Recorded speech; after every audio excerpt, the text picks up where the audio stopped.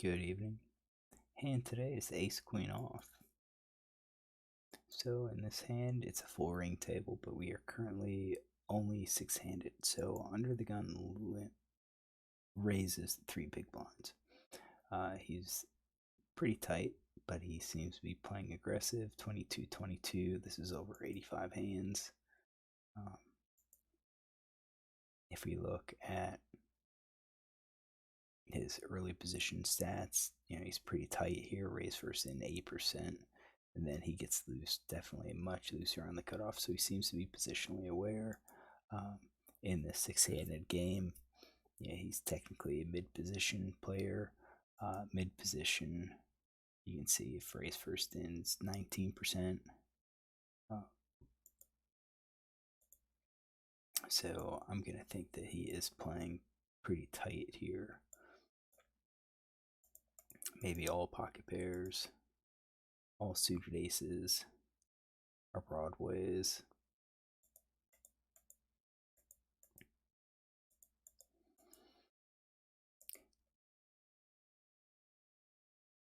Maybe something like that. At 17.6%. And then it's on us.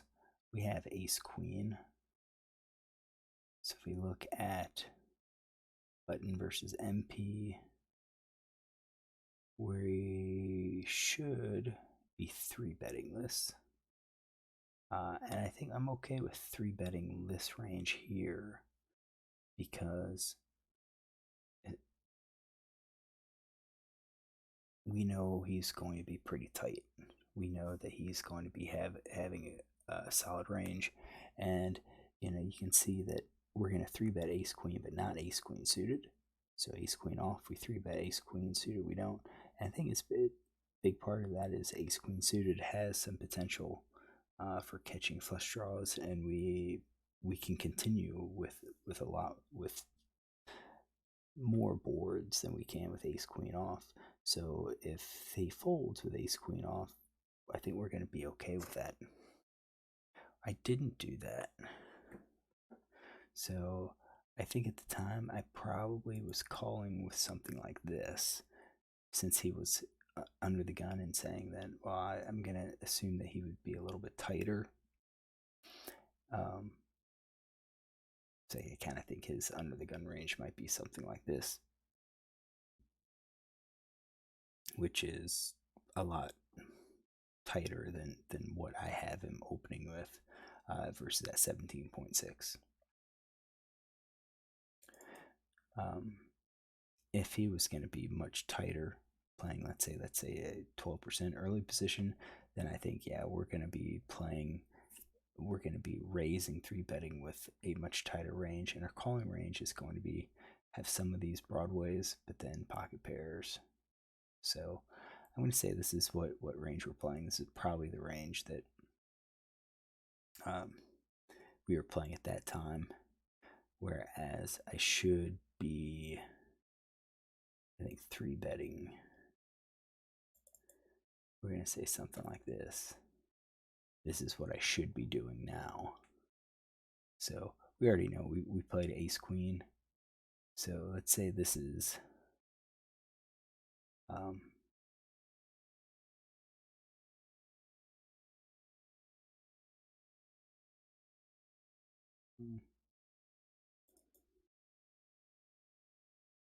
we're going to say this. He's under the gun. We'll treat under the gun even in a six-handed game maybe as playing like early position, even though technically mid position. So we just called instead of raise. And then this guy, villain 3 calls. He's 3,000 hands. He's tight. Pre-flop, small blind call 2 bets is 13%. He's tight. I think he is looking at basically pocket pairs, hoping to set mind. Maybe something like that.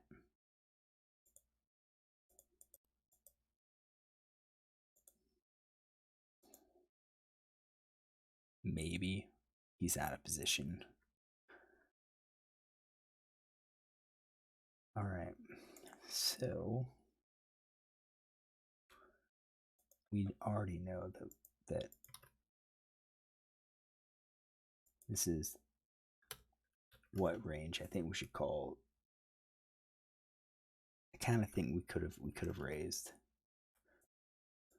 and we probably should have raised with ace queen.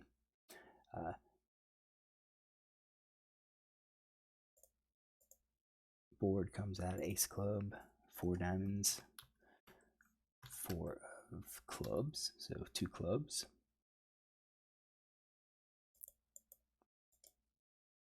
And out of our range, you can see early position players going to have equity advantage. He's got ace king, pocket aces. We do not. Villain 5 bets. So we're going to say I would assume this player is just going to check everything. He's going to be betting probably quite a few hands. So out of 85, he bet out of position 50%. I think he's probably betting any of his pairs, any of his top pairs, probably most of his pocket pair below the top cards. He's going to represent that ace, probably all of those pocket pair below the top boards, his flush cards, maybe even his 2-card backdoor flushes.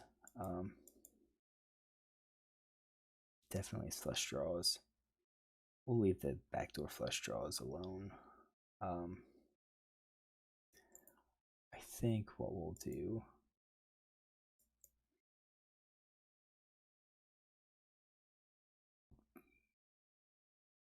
I think that's it. We'll say 72.2% is what he's going to bet, and then it's on us. What do we do? What do we call? What do we raise? I think if we raise, he's just going to be folding these pocket pair below the top cards. Of course, ace jack, ace 10 could call, and then could lead into us again, thinking he's going to have a club. If we raise, I'm just kind of at a loss here on if I should be calling or if I should be raising here. I obviously, our top pairs are going to be actually pretty good. We're going to be ahead of all of those ace littles. I think maybe we apply pressure, but what kind of hands are we applying pressure to? I think if we call, I think villain 3 is gonna be folding at pocket pairs, 5s to, let's say, jacks and queens and probably kings, because he's gonna assume someone has that ace. So I don't think, calling to induce an overcall is gonna work. So it comes down to villain 5. What are we trying to do? I don't think we have any incentive to raise our premium hands, because I think he's just going to be folding everything except hands that like crush us. So like pocket aces, I think kings will fold, queens will fold. And do we really want them to fold? I don't think so. So I kind of think top pair should be calling. I think we're going to be calling our flush draws. We could probably call 2-card backdoor flush draws, just kind of as a draw.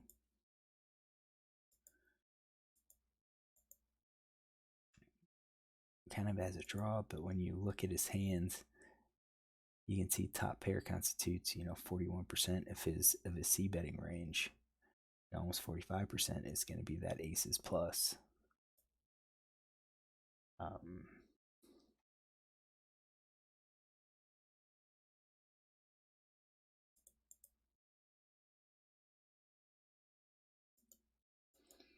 We could call with the plan that perhaps if he checks the turn, we might be able to bet and take it away, because I think we can kind of turn these cards, these pocket pairs, into bluffs.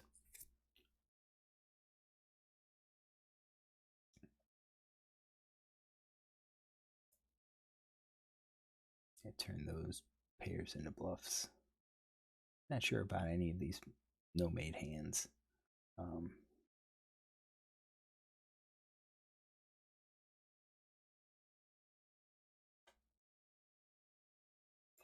Yeah, maybe 76%.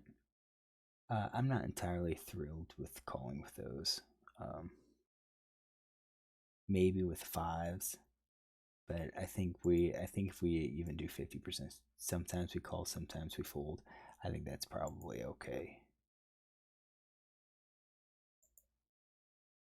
Let's do that. Uh,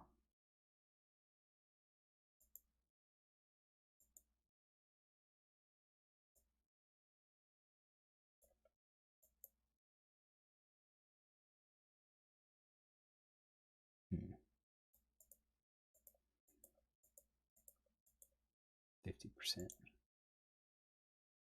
We'll do that. So he did bet small. I should say he did bet small. That kind of makes me think that possibly he doesn't have that ace. Or maybe he does have the ace and he's just hoping to try to get people to call with those smaller pocket pairs. Uh, that could be a reason why we would just fold those hands and we would just call with the aces. Because definitely with ace queen, ace jack, the only ace hands we're concerned with would be ace king. So we'll point that out. Villain 3 folds, so it's just heads up. So I think this is going to be a calling range.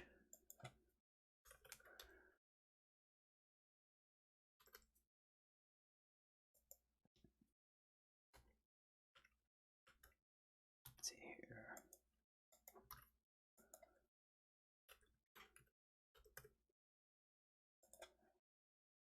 All right, 5 of diamonds. That's where those 2-card draws, backdoor flush draws, would help.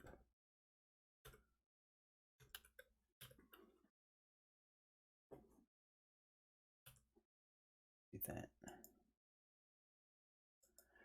All right, so now he bets 12. So he bet 3, right, 3 big blinds into 10, and now he's betting 12. Now he's sized up, and I think that is a little bit telling. So now there's 2 clubs and 2 diamonds on the board. I think now he's going to be sizing up probably with all of his top pair hands. I don't necessarily think he's going to be sizing up with the pocket pair below the top cards. He could. I would think he would probably size down just a little bit more. But also I kind of think with this range maybe he would have bet a little bit larger. I'm not sure if he's going to be doing this with this flush draw. Could be. Especially if had the ace of diamonds. He could be sizing up because now he's, if called, he himself has a diamond draw. Especially if he's behind. Not sure if he's going to be doing that with the gut shots. Kind of sense he might just check call with some of those. So kind of think that might be his turn range, and we don't have a whole lot of hands on him. So if that's what his turn range is, and then it's on us, what do we do? I think we can call again with top pair. I mean, no point. He's betting here. If we raise, I think the worst thing we can do here is raise to, let's say, 36 and then have him shove. We're going to be forced to fold. So I kind of think we can call here. If he checks, we can check behind with our aces, second kicker, because we have some showdown hand. I don't think. So I'm concerned that if we raise, if we raise here, he could shove and push us off our hands. Even with the full house, I think I just call here. I think this time we fold pocket pair below the top card, middle pair. I do think we can call again with our draws. We need 30% equity. 30% equity.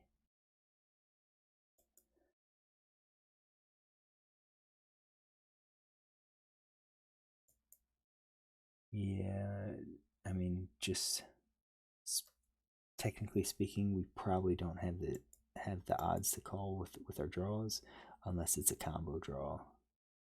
So probably the clubs, we don't have the odds to draw anymore. But our turn,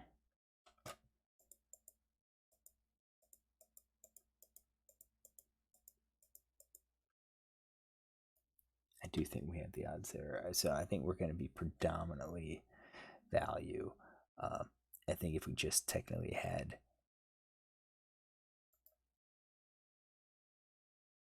had the diamonds, we're not. He bet too much.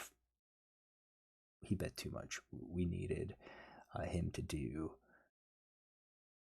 The reason I don't think we don't have implied odds. If we call here, I don't think we're gonna get paid. If we hit our spade, I'm sorry, if we hit our club or our diamond. So I think just based on pot odds, we're gonna have to fold our flush draws here. That would be the play. So I think we're just calling top pair plus here. And I did call here, so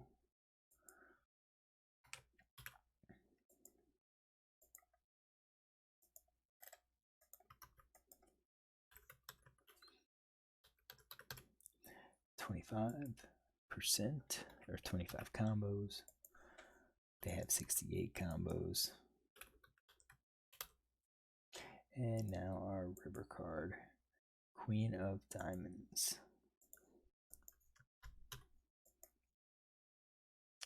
So our range is equity.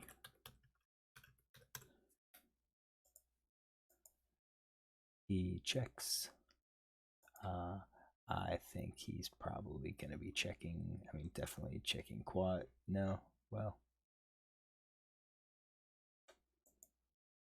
Yeah, I think with quads, he's looking probably to check raise. Probably full house, probably looking to check raise. Probably a flush, he's looking to check raise. I'm not saying any good reason for him to bet other than maybe like ace king.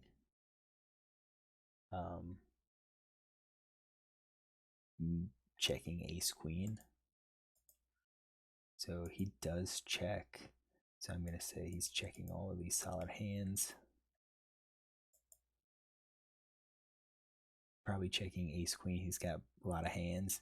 I think from his perspective, if he bets, I mean, what hands am I going to call with? Yeah, I might call with ace king. But that's like, what is it, 3 combos? Well, even less.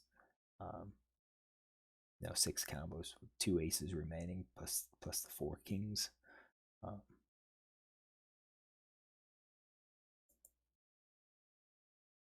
I think he's checking ace queen. Top pair, I think he can check. Is again, I think if he checks, he's thinking what hands is he gonna call? Maybe I'm calling with ace king, ace queen, ace jack. Now he's gonna have to be concerned with those hands that he's outkicked. Ace king could probably bet, but now he does have value hands. So I mean, it does look like he's going to be checking most of his range. And then the question comes to me, what could I bet and expect to get some value? I think I'm only looking for value from these weaker aces. I think all other hands that I bet, he's going to probably call me. So I bet 25%, which I don't even know if I like that bet. Yeah, I just hit 2 pair. But by betting, I'm kind of turning it a little bit into a flush. Kind of looks like a little bit of weak bet. And he raises.